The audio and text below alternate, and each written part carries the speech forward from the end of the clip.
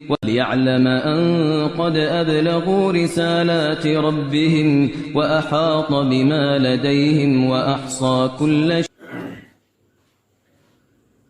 بسم اللہ الرحمن الرحیم.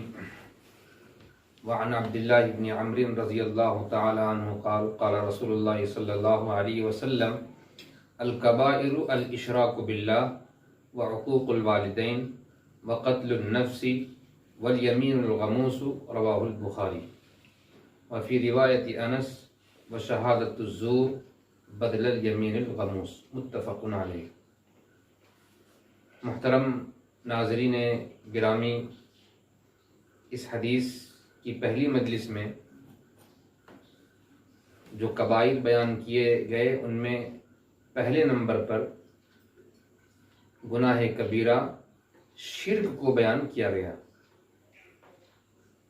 جو بہت بڑا گناہ ہے. اب یہ دوسری مجلس میں حقوق الوالدین یعنی والدین کی نافرمانی کو بیان کیا جا رہا ہے. والدین کی نافرمانی. دوسری چیز حقوق الوالدین، والدین کی نافرمانی کرنا. والدین کی نافرمانی حقوق عقا سے مشتق ہے، جس کا معنی ہوتا ہے القطع کے کاٹ دینا، چیر دینا، پھاڑ دینا. یہ سب معنی ہے. حقوق الوالدین، والدین کی نافرمانی کر کے ان کے حقوق کو پامال کر دینا، ان کے دلوں کو چیر دینا، پھاڑ دینا، یہ معانی ہوں گے. یہاں پر مراد حقوق الوالدین والدین کی نافرمانی کرنا ہے. والدین کو ستانا، والدین کو پریشان کرنا. والدین کے بہت بڑے حقوق ہیں، اتنے بڑے حقوق ہیں کہ قرآن پاک میں جہاں اللہ رب العزت نے اپنا حق توحید بیان کیا، اپنا حق توحید بیان کیا ہے، وہیں ساتھ میں اللہ رب العزت نے والدین کے بھی حقوق کو بیان فرمایا. وَقَضَى رَبُّكَ أَلَّا تَعْبُدُوا إِلَّا إِيَّاهُ. اللہ نے یہ فیصلہ سنا دیا ہے کہ اے لوگو، تم اللہ کے سوا کسی کی عبادت نہ کرو، مت عبادت کرو مگر اسی کی. الا ایاہ. اور فوراً فرمایا پھر وبالوالدین احسانا، والدین کے ساتھ حسن سلوک کرو، اچھا برتاؤ کرو. ماں باپ کے ساتھ میں حسن سلوک یہ جنت میں لے جانے والی چیز ہے. تو دونوں ساتھ ساتھ. یہاں پر بھی حدیث پاک میں آپ صلی اللہ علیہ وسلم نے پہلی چیز فرمایا اللہ کے ساتھ شرک کرنا گناہ ہے. تو معلوم ہوا کہ اللہ کے ساتھ توحید والا معاملہ کیا جائے، یہ حق ہے اللہ کا. اور فوراً بعد حقوق الوالدین. دونوں میں ربط یہ ہے کہ دراصل اللہ کی ذات یہ مالک حقیقی، خالق حقیقی، رب حقیقی ہے، اور والدین یہ بھی مجازی طور پر رب کی ایک صفت لیے ہوئے ہیں کہ پالنے والا، پالنہار تو اصل میں اللہ ہے، لیکن اللہ نے اولاد کو تربیت کے لیے حوالے کیا ہے ماں باپ کے، والدین کے حوالے کیا. تو والدین اب جو ہے بالخصوص والدہ اور ماں کا حال یہ ہے کہ جیسے ہی بچہ پیٹ میں جنم لیتا ہے، وہیں سے ماں کا رشتہ بچے سے منسلک ہے. باقی رشتے تو سارے باپ میں بنتے ہیں، پیدا ہونے کے بعد پھر وہ رشتے بنیں گے بھائی کے بھی، بہن کے بھی، ہے نا، خالہ، پھوپھو اور خالو وغیرہ، یہ سارے کیا ہیں، بعد میں بنیں گے. لیکن ماں کا رشتہ بچے سے پیٹ میں جنم لیتے ہی شروع ہو جاتا ہے. بچہ پیٹ میں جنم لیا اور وہاں حمل ٹھہرا تو وہیں سے اس کو فکر لاحق ہو جاتی ہے، کیا کھانا ہے، کیا پینا ہے، کوئی ایسی چیز نہ آ جاوے جس کی وجہ سے بچے کو تکلیف ہو جاوے پیٹ میں، وغیرہ وغیرہ. سونا، پڑھنا، اٹھنا، بیٹھنا، کام کاج، سب کچھ اب بچے کے منشے کے مطابق کرتی ہے. یہ بڑی قربانی ہے، یہ تربیت ہے. یہ پھر اس کے بعد 9 مہینے کے بعد وہ بچہ جب دنیا میں جنم لیتا ہے تو پھر یہاں پر اس بچے کو کی غلازت صاف کرنا، نجاست کو صاف کرنا، اس کو نہلانا، اس کو دھلانا اور اس کے لیے خوراک دودھ وغیرہ کا انتظام کرنا، یہ سارے مراحل جو ہیں یہ تربیت کے مراحل ہیں۔ بڑا ہوتا ہے بچہ، بڑا جوانی کی عمر تک پہنچ جاتا ہے وہ بچہ، تو جب جوانی کی عمر کو پہنچ گیا، جب بچے کو ماں کی ضرورت تھی تو ماں نے، باپ نے اپنا سب کچھ اس پر قربان کر دیا۔ اب آج جب والدین کو اولاد کی ضرورت ہے تو پھر وہ اولاد نظر جو ہے بچا کر کے والدین سے راستہ بدل کر کے نکل جاوے تو کتنا دکھ ہوگا۔ اس لیے فرمایا حقوق الوالدین، اللہ کے بعد جو سب سے پہلا حق ہے وہ کن کا ہے؟ والدین کا حق ہے۔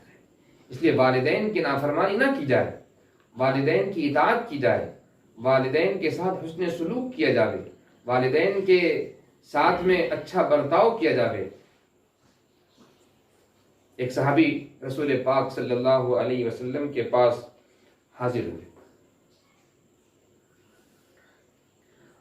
اور انہوں نے عرض کیا، اللہ کے رسول میں جہاد میں جانا چاہتا ہوں، اگر اجازت ہو تو میں جہاد میں چلا جاؤں۔ آپ نے دریافت کیا، احی الوالدہ، کیا تمہارے ماں باپ زندہ ہیں؟ تو انہوں نے کہا ہاں زندہ ہیں۔ آپ نے ارشاد فرمایا، حکم دیا فجاہد فیہما، جاؤ ان میں جا کر کے جہاد کرو، یعنی ان کی خدمت کرو، ان کی خدمت کرو، ان کی دیکھ ریکھ کرو۔ جب ان کی خدمت کریں گے، ان کی دیکھ ریکھ کریں گے تو جہاد کا ثواب ملے گا۔ دوسری بات میں آپ صلی اللہ علیہ وسلم کے پاس میں ایک صحابی آئے اور عرض کرنے لگے، اللہ کے رسول میں کس کی خدمت کروں؟ میں کس کی خدمت کروں؟ تو آپ نے فرمایا امک، ماں کی خدمت کرو۔ پھر دوبارہ دریافت کیا، پھر کس کی خدمت کرو؟ پھر آپ نے فرمایا امک۔ پھر تیسری مرتبہ سوال کیا، ثم من، پھر کس کی خدمت کرو؟ آپ نے فرمایا امک، اپنی ماں کی خدمت کرو۔ چوتھی مرتبہ سوال کیا، پھر کس کی خدمت کروں؟ تو آپ نے چوتھی مرتبہ فرمایا ثم اباک، پھر باپ کی خدمت کرو۔ ماں باپ حسن سلوک کے حقدار ہیں، مستحق ہیں، اور ان میں بھی ماں کا درجہ 3 گنا باپ کے مقابلے میں بڑھا ہوا ہے۔ امک، آپ نے فرمایا امک، امک، امک، ثم ابا، 3 مرتبہ ماں۔ محدثین نے بڑی باریک اور نکتے کی بات یہاں لکھی ہے کہ 3 درجہ ماں کو باپ کے مقابلے میں کیوں بڑھا دیا؟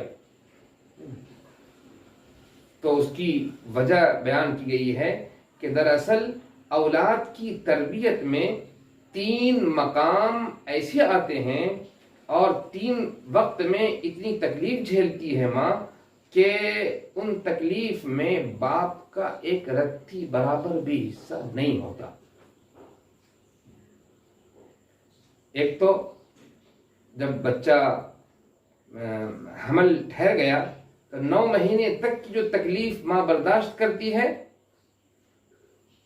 اس کا تھوڑا سا حصہ بھی باپ کو نصیب نہیں ہے۔ تکلیف دل کا، طبیعت کا متلانا، الٹی وغیرہ کرنا، پیٹ میں جو ہے پریشانی ہونا، تکلیف ہونا وغیرہ وغیرہ، طرح طرح کی تکلیفیں، اس کا احساس دوسرے اور کسی کو نہیں ہوتا۔ اس تکلیف کا احساس صرف ماں ہی کو ہوتا ہے۔ پھر جب بچہ پیدا ہونے لگتا ہے اور وہ جو درد ذہ اٹھتا ہے وہ اتنا خطرناک ہوتا ہے کہ اس کو بیان نہیں کیا جا سکتا۔ ایک صحابی آپ صلی اللہ علیہ وسلم کی خدمت میں آ کر عرض کرنے لگے، اللہ کے رسول اگر میں اپنی والدہ کو اپنے گاؤں سے کندھے پر بیٹھا کر مکہ لاؤں اور حج کے سارے ارکان ادا کرواؤں، حج کے احکام اور اس کے ارکان بہت ہی مشقت آمیز ہیں. کبھی جو ہے عرفات میں ہونا ہے، کبھی طواف میں ہونا ہے، کہیں پر جو ہے قربانی کے لیے جانا ہے وغیرہ وغیرہ. 15-20 کلومیٹر کے اندر انسان گھومتا رہتا ہے، 5 دن تک چکر لگاتے رہتا ہے. تو میں اپنی ماں کو کندھے پر بیٹھا کر لاؤں اور پورا حج کراؤں تو کیا میں اپنی ماں کا حق ادا کر دوں گا؟ آپ نے فرمایا ارے تم کو پیدا کرنے میں ماں نے جو درد ذہ برداشت کی ہے وہ بھی ابھی پورا نہیں ہوگا، اس کا بھی بدلہ پورا نہیں ہوگا. کہ جائے کہ دوسری سب چیزیں، دوسرے احسانات ایک طرف ہیں. تو اس درد میں بھی باپ کا ذرہ برابر بھی حصہ نہیں ہوتا کہ باپ کہے کہ چلو تھوڑی سی تکلیف میں جھیل لوں. نہیں، وہ صرف ماں ہی برداشت کرتی ہے. پھر تیسرا درجہ جب بچہ پیدا ہو جاتا ہے تو اس کو ہوش مند بنانے تک، چلنے پھرنے کی عمر تک لانے تک جو ہے جو تکلیف ہے نا، اس کا کھانا، اس کو دودھ پلانا، اس کو سلانا، اس کی غلاظت کو صاف کرنا. رات کے ٹھنڈے وقت کے اندر بچہ پیشاب کر دیتا ہے. اب اس وقت میں ٹھنڈی ہے، اس وقت اٹھنا اور بچے کا کپڑا بدلنا ہے نا. اگر شوہر کو کہا جائے کہ تھوڑا سا اٹھیے، ذرا مدد کرنے لگیے، تو وہ ڈانٹ کر کے سو جاتا کہ سر تم کو تمہارا کام تم جانو، تمہارا کام جانے، چھوڑ دیتا ہے. لیکن ماں ہے بیچاری کہ وہ اٹھتی ہے، سب کچھ کرتی ہے نا، اور پھر کپڑے بدل کر کے سوکھے میں سلاتی ہے. تو یہ چلنے پھرنے کی عمر تک پہنچا دیتی ہے. 4 سال 5 سال کا بچہ ہو جاتا ہے، وہاں تک یہ مشقت کون جھیلتی ہے؟ ماں جھیلتی ہے. اب چلنے پھرنے کے لائق میں جب ہو جاتا ہے تو انگلی پکڑ کر کے وہ باہر لے کر کے جاتا ہے. کوئی پوچھتا ہے یہ کس کا بچہ ہے تو وہ کہتا ہے کہ میرا بچہ ہے. کالر اپنی اونچی کرتا ہے کہ یہ میرا بچہ ہے. لیکن یہاں تک پہنچانے میں جو قربانیاں ماں نے دی ہے اس کا کہیں تذکرہ ہی نہیں ہے، اس کا کہیں تذکرہ ہوتا نہیں ہے. لہذا دنیا میں اگر تذکرہ نہ ہو تو نہ ہو، لیکن نبی پاک صلی اللہ علیہ وسلم نے یہ 3 درجے بڑھا کر اس بات کی طرف اشارہ کر دیا کہ دنیا اس کا بدلہ دے چاہے نہ دے، اللہ اس کا بدلہ اس ماں کو اتنا دے گا جس کو کہ وہ شمار بھی نہیں کر پائے گی. اللہ تعالی ہم سب کو عمل کرنے کی توفیق عطا فرماوے. باقی 2 چیزیں ہیں، ان کو انشاءاللہ اگلی مجلس میں بیان کریں گے. سبحان اللہ بحمدہ، سبحان اللہ العظیم.